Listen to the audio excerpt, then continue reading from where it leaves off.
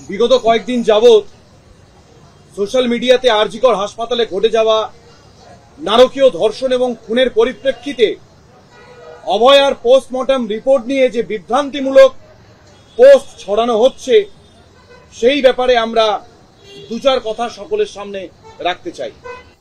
मेरा सफेद तुरंत खुले, भरपूर झाग दे और इसकी स्मार्ट साइंस दे स्मार्ट केयर और फ्रेशनेस।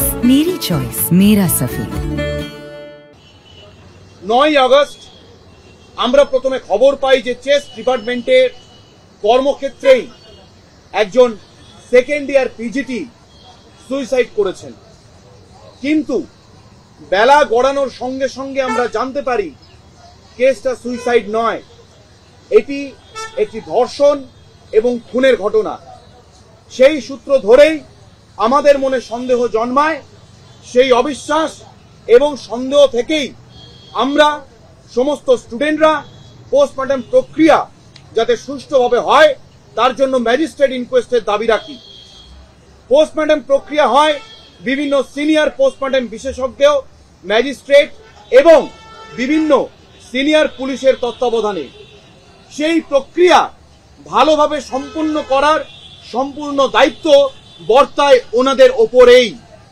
বিভ্রান্তিমূলক যে পোস্টটি ছড়ানো হচ্ছে তাতে পোস্টমর্টমে উপস্থিত জুনিয়র ডাক্তারদের স্বাক্ষর রয়েছে, একথা সত্য, কিন্তু কোনোভাবেই পোস্টমর্টমের স্বচ্ছতার দায় জুনিয়র ডাক্তারদের উপর বর্তায় না।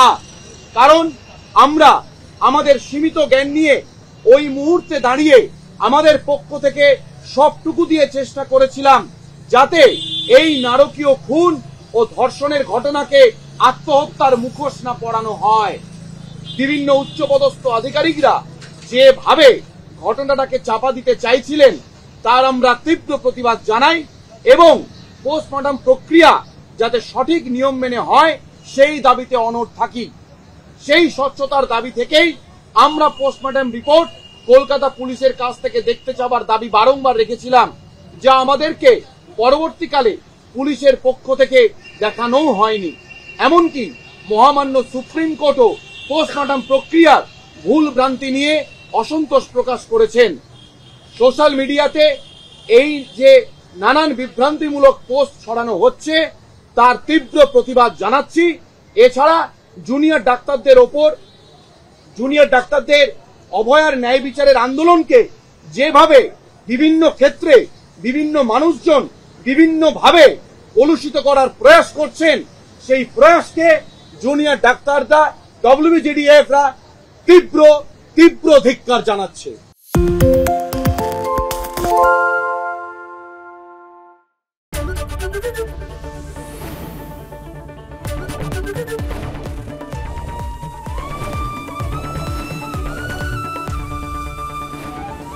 এবিপি আনন্দ এগিয়ে থাকে, এগিয়ে রাখে।